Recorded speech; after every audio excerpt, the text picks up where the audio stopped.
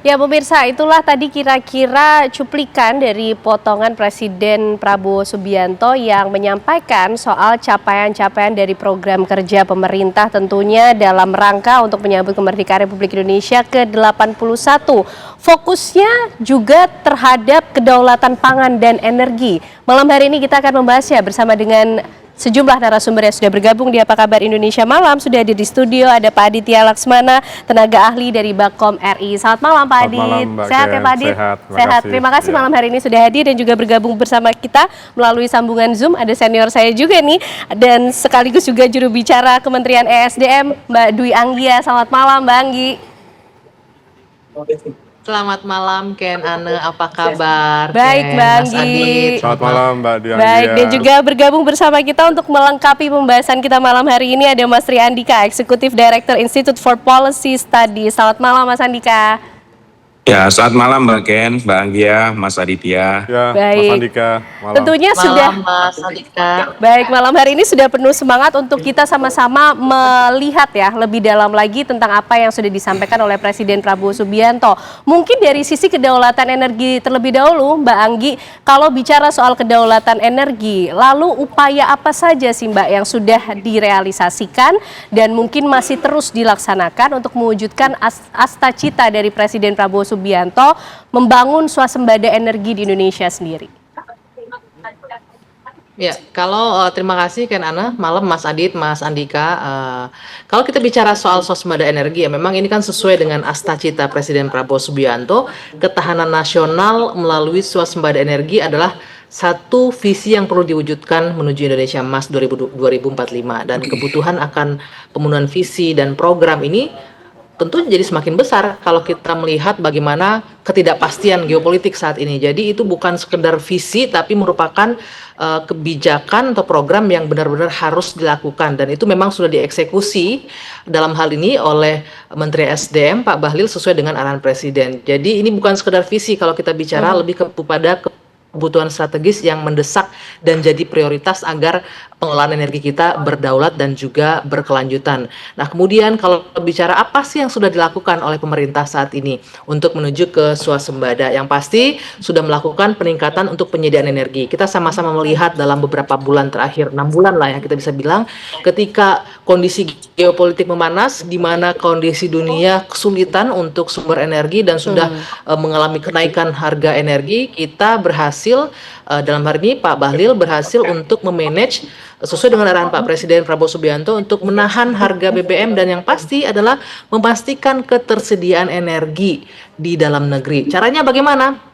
Tentu ada banyak yang dilakukan, seperti kita lihat diversifikasi sumber energi sudah dilakukan dengan tidak bergantung kepada satu negara saja. Kemudian juga memperluas akses dan jangkauan pelayanan energi. Karena kalau kita bicara swasembada, Mbak Ken Ana, tidak hanya berbicara mengenai ketersediaan, tapi juga akses energi itu masyarakat gampang atau tidak, mudah atau tidak, terjangkau atau tidak. Kemudian juga distribusi energinya bagaimana, merata atau tidak, ini yang harus diperhatikan. Dan yang ketiga adalah mempercepat transisi energi. Ini yang juga harus dilakukan. Berbicara soal transisi energi berarti kita bicara soal energi baru dan terbarukan. Indonesia punya potensi yang luar biasa untuk EBT. Kita punya tenaga surya, kita punya angin, kita punya panas bumi, geotermal, dan lain-lain. Jadi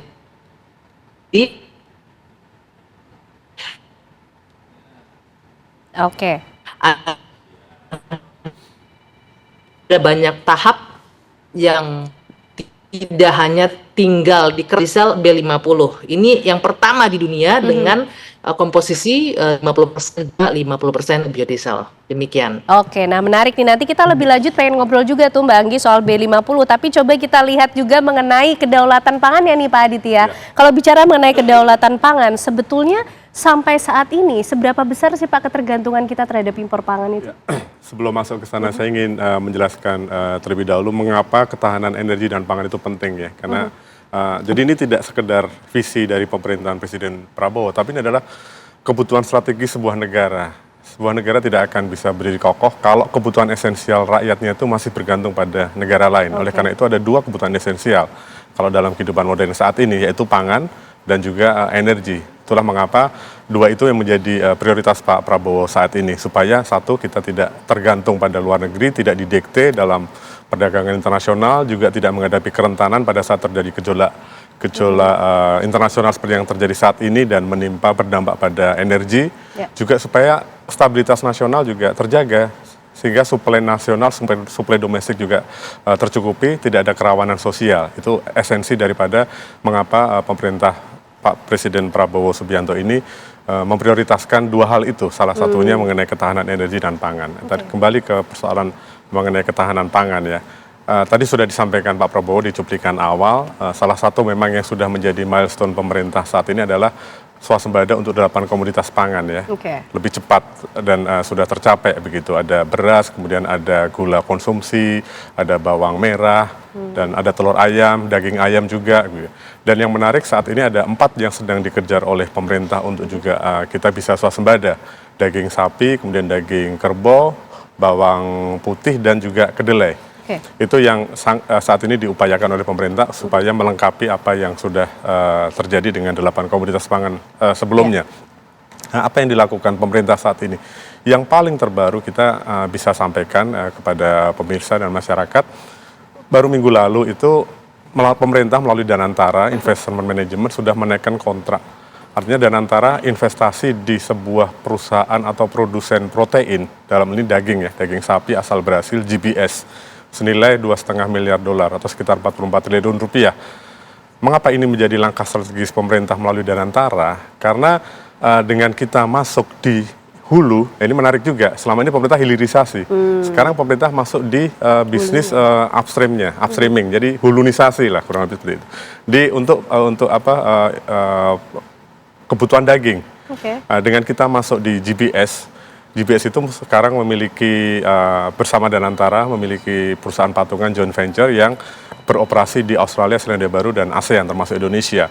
Dengan kita menjadi salah satu pemiliknya, pemegang saham di dalamnya, otomatis kita bisa memperoleh bagian dari rantai pasok itu, kita bisa memenuhi kebutuhan dalam negeri juga untuk kebutuhan daging. Dan sebagai pemilik otomatis itu bagian dari sebuah upaya untuk ketahanan pangan. Tentu ini paralel dengan upaya untuk bagaimana pemerintah juga mendorong produktivitas daging di dalam negeri. Tetapi setidaknya dengan memiliki penyertaan di salah satu perusahaan protein atau daging yang terkemuka di dunia, raksasa daging di dunia, ini kita setidaknya sudah bisa mengamankan ke depan begitu kebutuhan kita.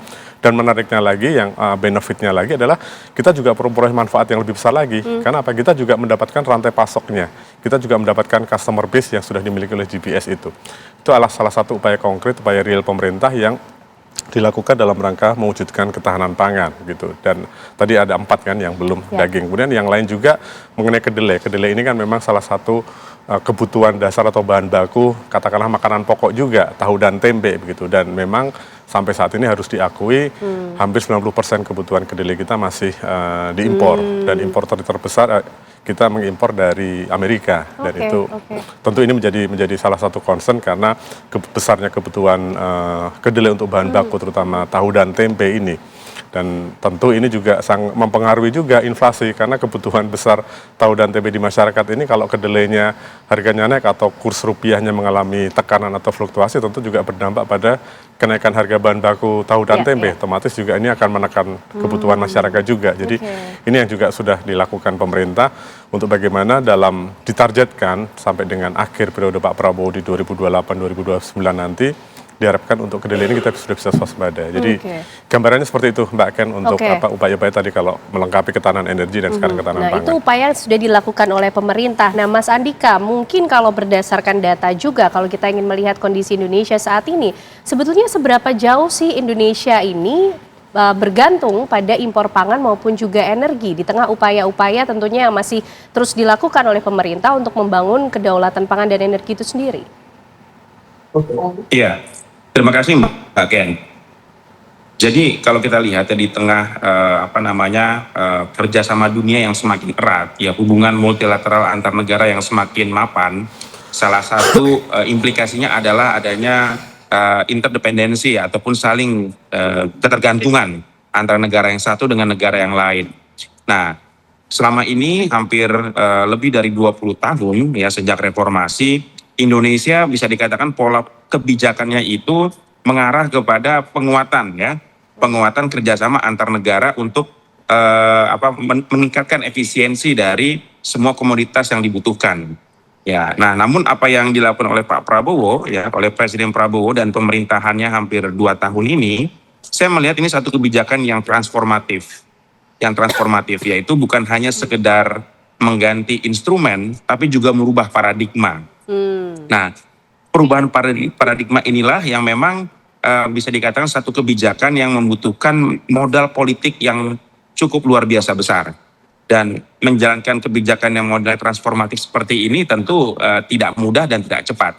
Namun kalau kita lihat dari pidato Presiden kemarin, dalam 2 tahun sudah tercapai swasembada di sejumlah komoditas di sektor pangan dan juga di energi gitu. Artinya apa? Artinya saya melihat bahwa Presiden dan pemerintahannya dalam 2 tahun ini cukup bekerja keras untuk bisa menunjukkan hasil yang segera yang sehingga bisa dapat dirasakan oleh masyarakat seperti itu. Jadi adanya B50 kemudian juga swasembada di sejumlah komoditas yaitu sudah memenuhi satu elemen penting yaitu ketersediaan. Tetapi ada 2 tantangan ke depan yang harus juga diperhatikan oleh pemerintah dan ini juga membutuhkan energi yang tidak kalah besar juga, yaitu aksesibilitas gitu tadi juga Mbak Anggia singgung sedikit, keterjangkauan keterjangkauan produk, keterjangkauan komoditas. Terjangkauan ini bukan hanya dari dimensi distribusi tapi juga harga. Seperti itu. Yang berikutnya adalah tantangan keberlanjutan. Jadi bisa jadi di pemerintahan hari ini berhasil menciptakan swasembada dalam konteks ketersediaan pangan, kemudian menjamin juga keterjangkauan, tetapi belum tentu kebijakan yang sama ini juga bisa dilanjutkan oleh pemerintahan-pemerintahan selanjutnya. Nah inilah 3 tantangan sekaligus yang biasanya melekat dalam kebijakan-kebijakan pemerintah yang transformatif. Seperti itu Mbak Ken. Oke, baik. Mbak Anggi, kebijakannya sangat transformatif meskipun ada beberapa tantangan yang tadi disampaikan oleh Mas Andika menjadi concern begitu Tadi Mbak Anggi juga sudah menyinggung mengenai kondisi geopolitik, ini menjadi tantangan tersendiri, tapi nampaknya Indonesia bisa menjawab tantangan itu dengan menghadirkan atau merealisasikan mandatori B50 itu sendiri di Karawang pada 9 Juli kemarin, Mbak Anggi. Ya, sebelum ke sana, saya mau melengkapi sedikit yang disampaikan Mas Andika, bahwa betul parameter ketahanan energi itu kan ada 4 Ken. Kalau kita berbicara indeks ketahanan energi Indonesia di 2024 itu, kita memenuhi untuk availability, ketersediaannya. Kemudian kita juga berbicara ketersediaan ini sumber energi domestik dan juga luar negeri, tapi saat ini kan fokusnya untuk pemenuhan itu dari domestik, mengurangi ketergantungan terhadap impor dari luar negeri. Kemudian kita berbicara accessibility-nya, akses energinya, kemampuan untuk akses sumber energi, infrastrukturnya pasti diperhatikan, dan juga penyediaan serta layanan energi. Yang ketiga, affordability tadi, keterjangkauan, betul, tidak hanya biaya, tapi juga masyarakat bisa mendapatkannya dengan mudah, produksinya, distribusinya, kebijakan subsidinya, dan lain-lain. Kemudian acceptability, ramah lingkungan. Nah, berangkat dari sinilah juga Presiden dalam beberapa forum Pak Prabowo Subianto menyatakan kita harus segera nih mengimplementasikan B50. Sejogja B50 ini harus diimplementasikan di 2027. Namun melihat kebutuhan saat ini dan melihat kondisi geopolitik yang semakin sangat dinamis, Presiden meminta mengarahkan Menteri SDM agar kita mengurangi ketergantungan kita terhadap supply energi dari luar negeri. Dalam hal ini kita berbicara solar ketergantungan terhadap energi fosil dalam hal ini solar, untuk bisa kita stop impor. Dan ini sudah dilakukan per 1 Juli kemarin, sama-sama kita menyaksikan bagaimana 9 Juli kemarin bagaimana dengan implementasi ini selain kita stop impor, tapi juga memberikan nilai tambah. Apa saja nilai tambahnya? Yang pasti, kalau bicara kemandirian energi, tidak hanya bicara soal energi kalau terkait dengan B50 ini, tapi juga untuk pangan. Yang pasti kebutuhan CPO untuk pangan terjaga dan suplai untuk energinya juga terjaga. Nah, dengan implementasi B50 ini kan kita berbicara mengenai manfaat ekonominya. Kita berhasil menghemat devisa seperti yang disampaikan Presiden dalam pidatonya kemarin sebesar 170 triliun rupiah untuk di tahun 2026 ini sampai dengan akhir tahun. Ini cukup meningkat dibanding dengan implementasi B40 sebelumnya. Kemudian kita juga berbicara mengenai terbukanya lapangan kerja. Dengan implementasi B50 ini menciptakan lapangan kerja hingga 2 juta lebih lapangan kerja. Dan kita juga mengambil peran dalam mempercepat NZE, Net Zero Emission, yang targetnya 2060. Kenapa? Karena kita juga membantu mereduksi gas rumah kaca dengan pengurangan CO2 sebanyak 44,46 juta CO2 sepanjang tahun ini. Jadi 4 pilar tadi terpenuhi, termasuk dengan sustainability, keberlanjutan yang juga ramah lingkungan. Nah, itu beberapa poin terkait dengan implementasi dari B50. Tapi kalau kita berbicara, karena tema malam ini kan kemandirian pangan dan juga energi. Di saat ini kita bisa menyebutkan bahwa energi ini adalah input untuk semua kegiatan ekonomi.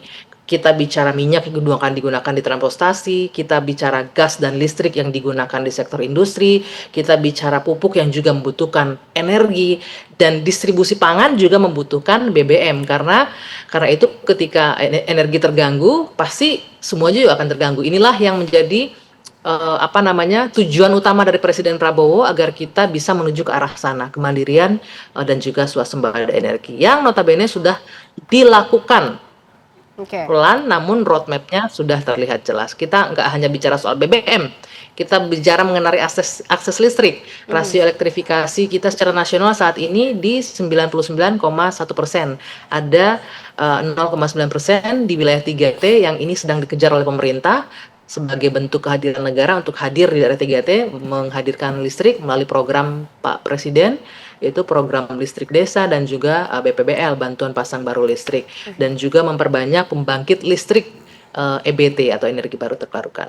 Demikian. Baik, itu tadi 4 pilar dari ketahanan energi. Nah, tentu kita juga ingin tahu nih kalau dari ketahanan atau kedaulatan pangan seperti apa Pak Adi, tapi dijawabnya nanti ya Pak Adi, itu saja kami kembali hadir untuk Anda pemirsa. Baik pemirsa, kita lanjutkan diskusi kita malam hari ini, masih membahas mengenai upaya yang tengah terus direalisasikan oleh pemerintah untuk menjawab tantangan menciptakan kedaulatan pangan dan juga energi. Tadi dari sektor energi sudah dijawab Pak Adit oleh Mbak Dwi Anggia mengenai 4 pilar yang coba terus diupayakan dan juga dihadirkan. Nah, kalau dari sektor pangan seperti apa? Kalau untuk pangan juga tidak jauh berbeda dengan energi ya, keterjangkauan dari sisi supply dan juga harga kepada konsumen, kemudian juga pasokan dari sisi itu. Tapi yang penting, yang satu hal mungkin yang tambahan untuk pangan adalah dampaknya ke petani. Itu juga salah satu pilar dari ketahanan pangan. Artinya ketahanan pangan di sini tidak hanya tercermin dari ketersediaan yang kemudian dari perspektif konsumen. Tetapi juga bagaimana dari dalam konteks perspektifnya para produsen, yaitu dalam hal ini petani, dan ini selalu digaungkan oleh Presiden juga, bagaimana upaya-upaya ketahanan pangan ini juga diarahkan untuk meningkatkan kesejahteraan petani. Itu juga merupakan salah satu pilar penting dari upaya atau visi Presiden untuk mewujudkan ketahanan pangan.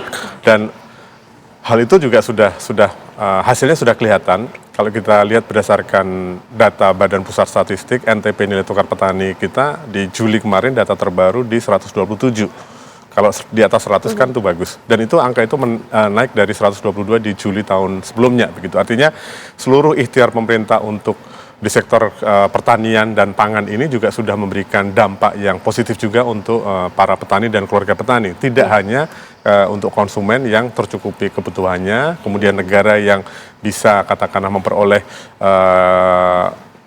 manfaat melalui ketahanan pangan yang berdampak pada stabilitas sosial juga, tetapi yang lebih penting juga adalah bagaimana keluarga petani itu juga memperoleh manfaat dari upaya-upaya ketahanan pangan itu. Saya kira itu bagian penting dari salah satu bagian penting dari pilar ketahanan pangan kita. Oke, itu dari sisi ketahanan pangannya. 4 pilarnya beda-beda tipis saja oleh tapi ketahanan energinya ya Pak. Kan komoditasnya sama-sama. Dari Betul. sisi kacamata konsumen, kemudian juga di sisi kacamata negara, tapi ini juga ada dari sisi kacamata produsen dalam hal ini petani. Begitu.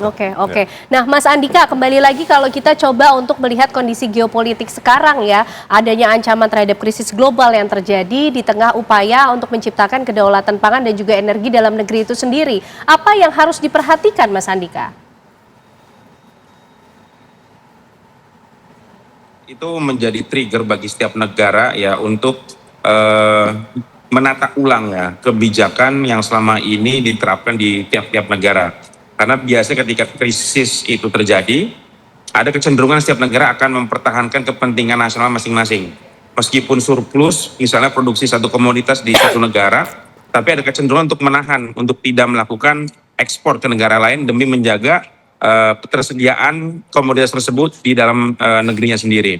Nah, ini saya pikir langkah yang diambil oleh Presiden dan juga pemerintahan Prabowo itu sangat mendasar dan fundamental ya, terkait dengan energi dan juga terkait dengan pangan dalam hal ini. Sebab kalau ini tidak dimulai dari sekarang, ya permasalahan ini pada akhirnya hanya akan ditunda saja dan menjadi PR ataupun kerjaan bagi pemerintahan setelahnya gitu ya.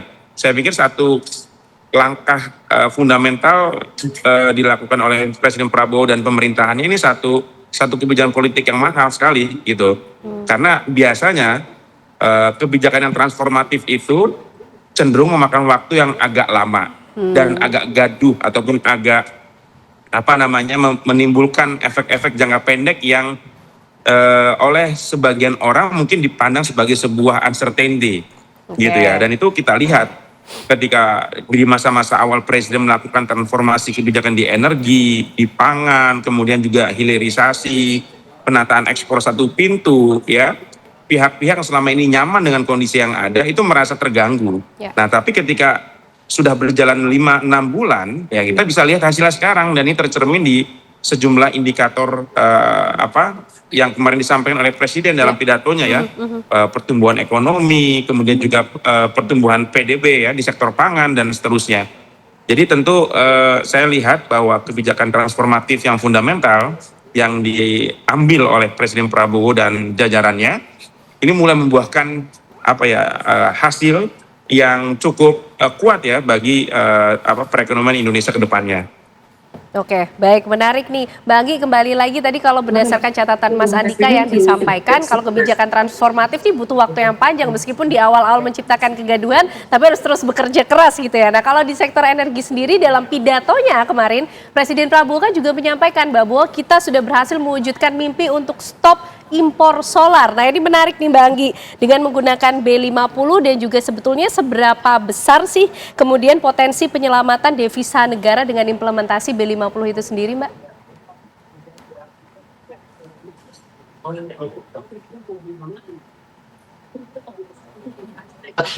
Negara kita berhasil mewujudkan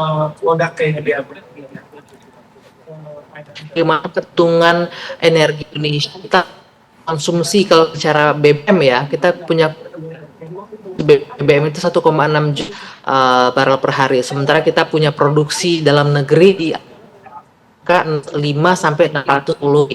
Artinya masih ada sekitar 7 yang diupayakan Presiden agar kita tidak ketergantungan dengan dari eksternal, dari asing, dari luar. Nah, ini juga benar juga disampaikan Mas Andika tadi bahwa kondisi geopolitik yang tidak menentu, setiap negara akan berupaya untuk memenuhi kebutuhan dalam negeri, memakan supaya masing-masing untuk memenuhi kebutuhan dalam negeri, lakukan dengan implementasi B50.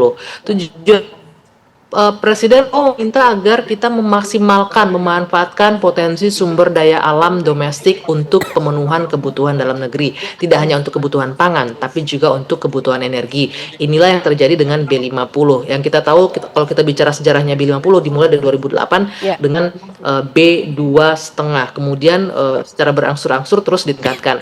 Nah, kalau berbicara ini, pemenuhan energi di dalam negeri, tentu kita tidak hanya berbicara dari hulu saja, sampai ke hilir sudah disiapkan dengan matang. Pasti ketika terjadi transformasi atau itu adalah hal yang wajar. Banyak seperti Mas Andika bilang tadi, banyak pihak-pihak yang selama ini nyaman barangkali menikmati dengan adanya proses impor misalnya begitu ya kalau kita bicara. Tapi ketika kita sudah mulai dapur-dapur dalam tanda kutip yang selama ini jalan, pasti mau tidak mau terganggu. Inilah yang jadi riak-riak, namun itu berhasil diantisipasi. Itu kalau kita bicara di sektor energi, berbicara dengan minyak ya. Tidak hanya itu, pemerintah dalam hal ini kalau kita bicara di Hulu Migas melakukan beragam cara untuk bisa meningkatkan lifting. Tadi yang saya sampaikan, kita masih butuh 1 juta barel per hari. Ada hal kebijakan yang dikeluarkan oleh Pak Prabowo melalui Menteri SDM. Contoh di tahun 2025 lalu kita mengeluarkan Permen 14 tahun 2025. Ini menyangkut sumur minyak. Masyarakat juga di komik selama ini terus was-was gitu sumur tradisional, sumur minyak karena dikejar-kejar oleh aparat juga karena mereka berproduksi secara ilegal, aturannya tidak pengelolaan sumur minyak. Nah, kemudian dengan aturan ini, sumur minyak yang existing yang sudah ada, kemudian diberi payung hukum, dibenahi untuk aspek keamanan dibenahi, aspek ekologisnya dibenahi, dan juga produksi minyaknya dicatat sebagai produksi minyak nasional. Bagian dari upaya-upaya yang dilakukan untuk bisa meningkatkan ketahanan energi. Jadi ada banyak faktor, Ken, kalau kita berbicara terkait dan tentu respon yang berbeda plus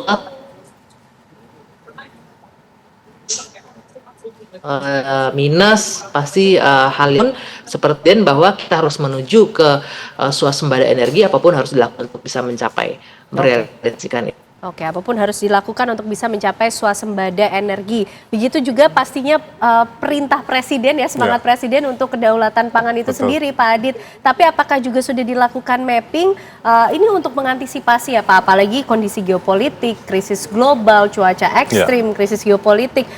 Komoditas pangan apa yang sekiranya paling rawan dihadapi oleh Indonesia ketika krisis global itu terjadi dan bagaimana juga melihat pengaruhnya terhadap harga pangan itu sendiri? Ya. Tentu saja yang sangat rawan adalah komoditas pangan yang kita masih impor. Dalam hal ini tentu katakanlah daging, kemudian juga kedelai, dan beberapa kali kan kemarin beberapa case kan di beras ya, tetapi beras kita sekarang sudah swasembada.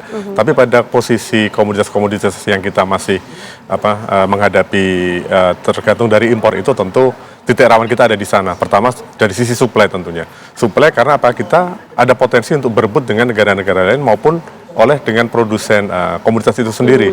Tantangan kedua tentu pada harga. Manakala ada krisis global yang berdampak pada persoalan nilai tukar rupiah kita, ini juga tentu akan menambah berat harga komoditas yang harus kita impor, seperti yang terjadi dengan kedelai misalnya. Manakala kurs rupiah menghadapi tekanan, kemudian juga supply di internasional juga berkurang, tentu ini akan menambah lonjakan harga kedelai sebagai bahan baku utama dari tahu tempe kita, sehingga ini juga mempengaruhi suplai tahu tempe di dalam negeri dan berpengaruh terhadap UMKM yang memproduksi tahu dan tempe. Sehingga kalau tadi ditanyakan titik rawan di mana, ya tentunya ada di komoditas-komoditas yang kita memang masih bergantung pada impor, dan itulah sekarang yang dilaksanakan oleh pemerintahan Presiden Prabowo, bagaimana untuk komoditas yang kita masih impor sesegera mungkin kita bisa mencukupi dari kebutuhan dalam negeri maupun upaya-upaya lain yang bisa mengamankan kebutuhan atau konsumsi domestik kita. Oke, jadi itu langkah responsif untuk melihat krisis global yang terjadi juga betul, ya Pak Adit ya. Nah, Mas Andika, kalau juga kita melihat bagaimana peran teknologi untuk bisa mendukung ya pencapaian atau terwujudnya kedaulatan pangan dan energi di Indonesia ini seperti apa? Iya, tentu kalau saya melihat bahwa perkembangan teknologi dan mengadop ya teknologi, baik itu yang dalam bentuk digitalisasi ataupun pemanfaatan dari sekarang perkembangan AI ya dalam mempercepat swasembada pangan dan juga energi, itu satu kunci ya yang harus dipertahankan, karena saya yakin bahwa sebenarnya roadmap-nya sudah ada gitu ya, roadmap swasembada, kemudian juga roadmap ketahanan pangan dan ketahanan energi sudah ada, tetapi level eksekusinya itu yang terkadang membutuhkan keberanian politik gitu. Nah, salah satunya tentu kalau penggunaan pemanfaatan teknologi itu tidak murah biayanya, dan tentu kalau ini didasarkan pada kalkulasi-kalkulasi efisiensi, ya bisa jadi penggunaan teknologi untuk bisa mengakselerasi pembangunan pangan dan energi ini menjadi tertunda terus. Tetapi kita lihat bahwa salah satu terobosan dilakukan oleh Pak Bahlil gitu ya, dengan mempercepat B50 yang tadi kita sudah B40, B40 menjadi B50, ini tidak mungkin terrealisasi tanpa ada keberanian politik ya dari presiden, dari menteri dan seluruh jajaran yang terkait untuk bisa memanfaatkan sumber daya dan teknologi yang ada gitu. Dan ini butuh cost tentunya. Ya, jadi kita tidak bisa membandingkan apakah dengan B50 ini, B50 ini ya akan lebih efisien atau akan lebih besar ya cost yang dibutuhkan untuk menciptakan kedaulatan ini. Itu bukan satu hal yang apple to apple menurut saya. Ya, tentu sebagian pihak mengatakan ya impor lebih murah dibandingkan dengan punya sendiri gitu. Tetapi kalau itu terus dijalankan ya kita sebagai negara tidak akan punya kemampuan sendiri ke depannya. Untuk jangka pendek barangkali memang ada cost yang dikeluarkan agak lebih besar. Tetapi untuk jangka panjang ya kedaulatan energi itu menjadi instrumen yang bisa menyimpan ya devisa negara dalam jumlah yang sangat luar biasa besar. Mbak Ken ya. Oke, nah Mbak Anggi, bagaimana ini kalau kita bicara mengenai keberanian ESDM juga menjadi salah satu bukti adanya keberanian untuk bisa memanfaatkan sumber daya dan juga teknologi di sektor energi. Dampak implementasi B50 itu sendiri sejauh apa sih Mbak Anggi? Ya, kalau kita berbicara dampak, tadi seperti saya sampaikan, Ken. Contoh ini, sebelum kita bicara B50, kita ambil yang sudah terjadi dengan implementasi B40 ya. Dan penyaluran biodiesel itu di tahun lalu itu 14,9 juta kiloliter. Program ini memberikan manfaat ekonomi yang cukup besar, penghematan devisa ketika implementasi B40 itu di 133 triliun. Dan kita juga bisa meningkatkan nilai tambah pengelolaan CPO menjadi biodiesel. Dan juga kita berhasil mengurangi impor 3,3 juta kiloliter. Nah, untuk B50 sendiri kita mengharapkan ada penghematan devisa sebanyak 170 triliun, penciptaan lapangan kerja dan juga penciptaan pengurangan impor solar yang lebih besar. Tadi saya juga menarik ini yang disampaikan Mas Andika, Ken, bahwa jangan hanya kita mencari energi yang murah untuk bicara jangka pendek gitu ya. Karena Indonesia ini tidak boleh memilih hanya energi murah, tapi juga energinya harus aman dan juga energinya harus bersih. Dan tugas pemerintah dalam hal ini memastikan ketiganya berjalan bersamaan. Kita tidak bisa berbicara hanya untuk hari ini, kita bicara ke depan.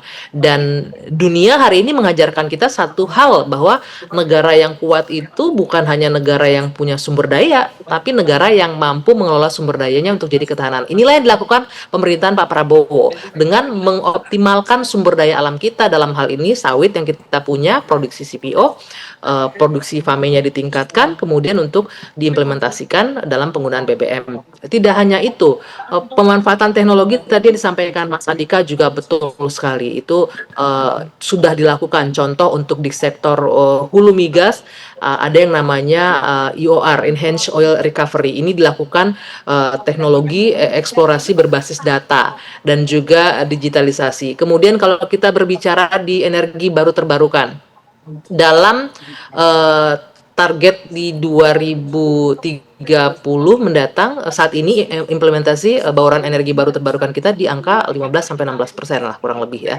Kita targetnya 23%. Ini dalam EBT sekarang butuh kita teknologi battery storage, kemudian ada smart grid kalau kita bicara PLTS nantinya ya, kemudian ada macam-macam. Jadi pemanfaatan teknologi ini harus betul-betul dimaksimalkan untuk tujuannya ketersediaan energi yang lebih andal, yang sustain, dan juga kalau bicara harga mungkin berbeda ya Mas Andika ya, kita berbicara EBT ini memang tidak murah. Ini bukannya tidak bisa dilakukan, kita harus melakukan transisi energi itu paralel, harus tetap dilakukan